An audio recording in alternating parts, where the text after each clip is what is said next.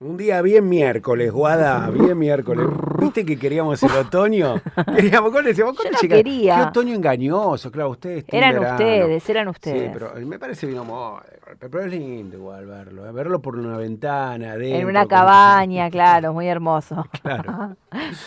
Es para, si tenés que cadetear, si tenés que ir de un lado para el otro, no. Claro, pobre pibe. Le mandamos un besito a todos. Lo peor que hay, hoy va a haber una marcha y un corte en la avenida, en el puente Pueyrredón. Me acuerdo en la época en que Pitrola cortaba, junto con Yasky y demás, el puente Pueyrredón, cuando quemaban neumáticos, y era un día como hoy.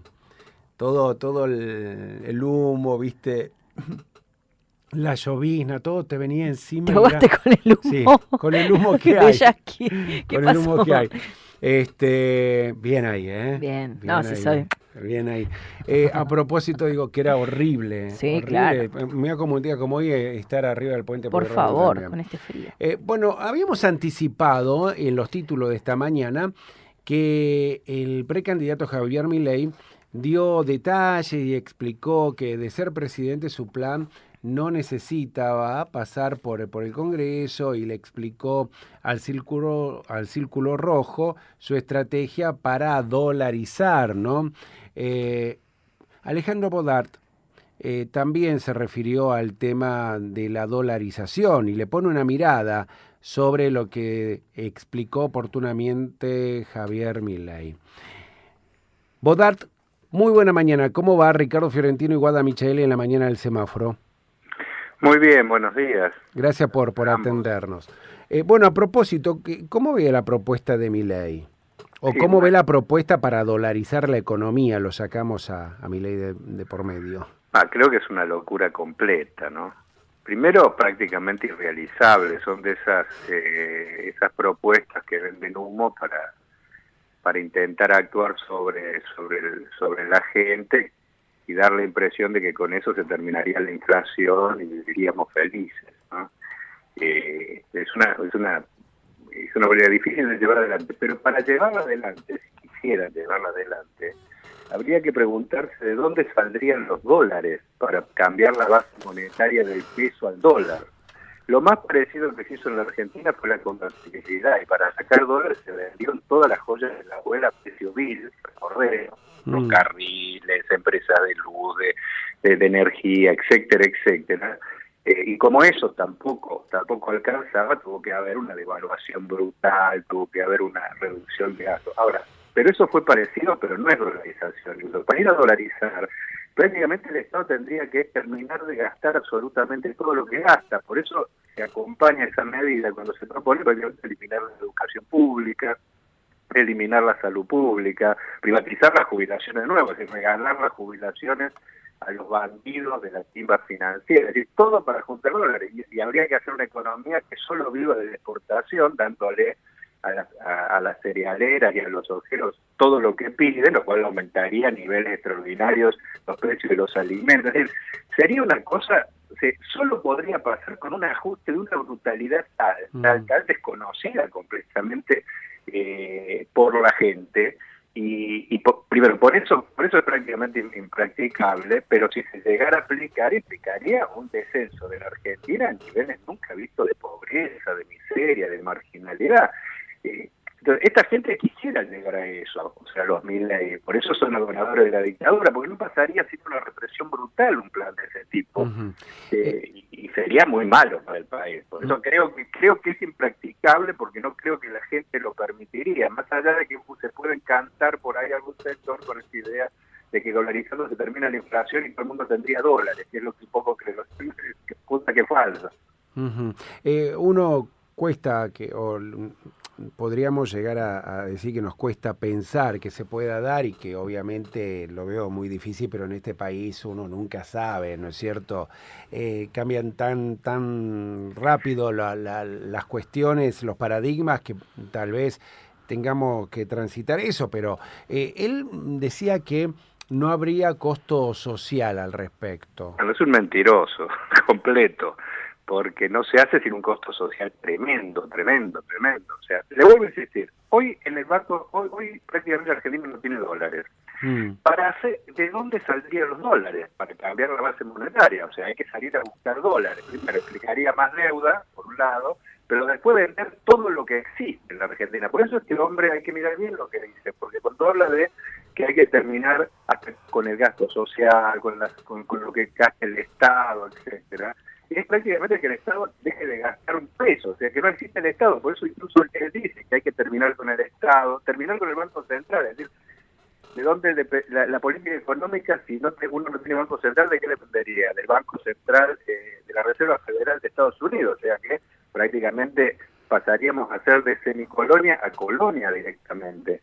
O sea, es una cosa brutal. Los países que la aplicaron se hundieron y terminaron en rebelión y revolución. Ecuador, hay muy pocos países que han llegado a eso y no quieren volver nunca más. Incluso hay que recordar cómo terminó la convertibilidad en Argentina, que terminó en el 2001. O sea, terminó con una rebelión generalizada que prácticamente destruyó el sistema de partidos en la Argentina. Y yo creo que de aplicarse, supongamos que derrotaran a la gente aceptara no tener más derecho a huelga, no tener más derecho a sindicatos, porque va acompañada de todas esas medidas. Supongamos que pasara. O sea, termina en la destrucción completa de la economía del país, porque no hay cómo sustentarlo. Es un plan directamente. Por eso vuelvo a decir, yo creo que esta gente que quisiera llegar a eso, para lo cual tendría que aplicar casi un régimen autoritario parecido al de una dictadura, porque imagínense ustedes terminar con la educación pública para no gastar un peso, terminar con la salud pública para no gastar un peso, es decir, para que el Estado no gaste nada porque prácticamente desaparezca el Banco Central y todo, el Estado desaparece, todo es de los privados que hacen lo que quieren, o sea, implicaría ir a eso, para ese régimen.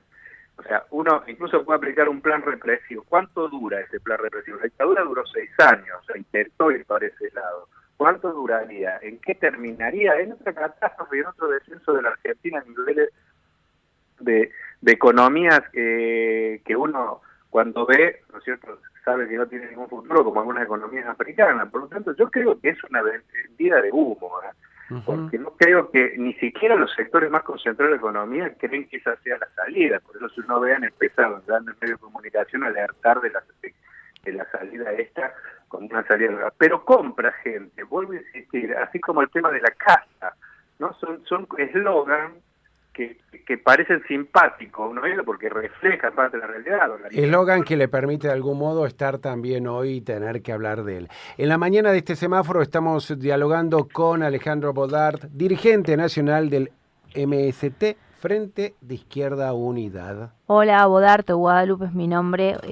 Me quería preguntar, Guadalupe, más allá de lo que estamos hablando y de todos los puntos a los que se puede ir en contra de lo que dice Milei, no deja de ser una figura que toma cada vez más relevancia. Bueno, se ve cuando sale a la calle, se presenta en las provincias. Y digo, ¿cuál es el plan que se tiene, por ejemplo, desde el frente de ustedes? Bueno, el oficialismo seguramente también estará analizando. ¿Qué se hace con las políticas que se vienen haciendo, que evidentemente son las que ya están generando un disgusto notorio en la población en contexto, bueno, después de la pandemia, con un montón de desórdenes, sobre todo en lo social, con la inseguridad y en lo económico? ¿Cómo se hace para contrarrestar una imagen creciente de Milei que parece ser innegable? Sí, yo creo que, bueno, lo que hay que hacer es, primero nosotros lo que nos planteamos es salir a explicar qué es lo que implicarían este tipo de medidas que se están promocionando fuertemente. Una cosa que es importante es que Milei no traslada el peso de su figura a una estructura, ¿no? Y eso es un punto. Ha habido muchos fenómenos parecidos. Recordemos que, por ejemplo, en los 80 tuvo al Sogaray con medidas parecidas y que nunca llegaron a tener el peso suficiente como aplicarse. Nosotros, claramente estamos en las antípodas, hay que salir a explicar. Lamentablemente hay sectores del oficialismo que lo han dejado correr especulando con que eso podría debilitar a la oposición de Juntos por el Cambio. Ahora están aterrados porque está planteada la hipótesis de hasta que termine la segunda vuelta Milei y Juntos por el Cambio, por eso han salido ahora a contraatacarlo. ¿No es cierto? Ha tenido manija de los grandes medios porque querían correr a todo el arco político más hacia la derecha y ahora también desde algunos de esos mismos medios que le dieron manija han salido a alertar porque ahora el monstruo ese que lo querían usar, ¿no es cierto?, para condicionar un poquito las políticas del resto, ahora se ha transformado en un peligro concreto que puede desestabilizar todo, porque los sectores concentrados de economía saben que si llegara a darse, y espero que no se dé, que este hombre llegue a un balotaje, llegue a ser presidente, la situación del país, lejos de estabilizarse para los negocios que estos sectores quieren, haría una inestabilidad total que se los impediría, y ahora están tratando de ver cómo lo frenan. Nosotros desde un primer día hemos alertado, vamos a seguir alertando con claridad de que estas propuestas no traen ninguna solución, sino que profundizan todos los problemas. La inseguridad, por ejemplo, que afecta a la gente, con los niveles de pobreza y marginalidad que generaría un plan de este tipo, la inseguridad pegaría un salto tremendo, porque la juventud que ya hoy casi no tiene futuro, no tendría ninguno, y estaría a merced de las mafias, de la droga, etcétera, y eso generaría más inseguridad. Es decir, perdón que lo interrumpa para hacer justamente un corte. También lo que pasa es que si bien todo lo que usted está mencionando es real o podría ser real en un futuro, la gente está cansada, se ve constantemente, ¿no? Incendian comisarías, tienen problemas en sus trabajos, son echados, no les alcanza la canasta básica, el sueldo básico es inferior al 95% de los alquileres que hay en la ciudad de Buenos Aires. El tema es qué se hace, o sea, reitero la pregunta, ¿qué se hace para poder contrarrestar eso? Porque con decir que Milei es peor, muchos argentinos se preguntan qué hay peor que ser argentino en los últimos 20 años. Bueno, sí, nosotros tenemos un plan alternativo que creemos que daría salida a esos problemas. Es más, que somos profundamente respetuosos de la sociedad, y lo nuestro es trabajar para que entiendan que la salida no es esa, sino la nuestra. Nosotros creemos que, por ejemplo, la deuda externa es un collar de melones que ha hundido a la Argentina prácticamente desde que salió de la dictadura para acá. Nosotros proponemos investigar esa deuda y que con esa plata que hoy se va afuera se solucionen precisamente todos esos problemas. Entonces, explicamos nuestro plan alternativo. Para terminar con el problema del trabajo, tenemos el plan de las 6 horas de trabajo, plan de obras públicas, que hay que hacerlo con dinero que salga de lo que hoy se va hacia afuera, como es esto, y grandes impuestos a la fortuna. O sea, hay salida para ir contra esa casta que dice Milei y que él trabaja para esa casta. Nosotros hacemos lo nuestro, y por eso venimos creciendo. Acaba de darse la elección, por ejemplo, en Neuquén, claro, el Frente de Izquierda ha sacado diputados, concejales. Nosotros venimos avanzando, pero no tenemos las posibilidades que tiene un Milei de estar en los horarios picos de todos los canales de televisión para explicar sus propuestas. Lo nuestro es mucho a pulmón, por abajo, en las barriadas. Ahora, en esas barriadas obreras no aparece ningún Milei ni nada, y muchas veces aparecemos nosotros. Nosotros trabajamos en un trabajo de hormiga muy complejo, porque no tenemos los recursos, ni nadie nos permite ir a los programas de televisión más vistos para explicar nuestro programa, pero vamos avanzando de a poco. Yo espero que en algún momento la mayoría de la sociedad entienda que hay otra salida para terminar con los problemas, salida real para terminar con los problemas, que pasa por ajustar a los de arriba y no a los de abajo. Ese es el debate de la Argentina. Milei propone súper ajuste a los de abajo para garantizar la ganancia de los de arriba. Nosotros proponemos un súper ajuste a los de arriba para que con eso podamos solucionar los problemas de abajo. Es una batalla política ideológica también. Seguro. Y una batalla que no tiene fin, porque siempre es como un círculo vicioso.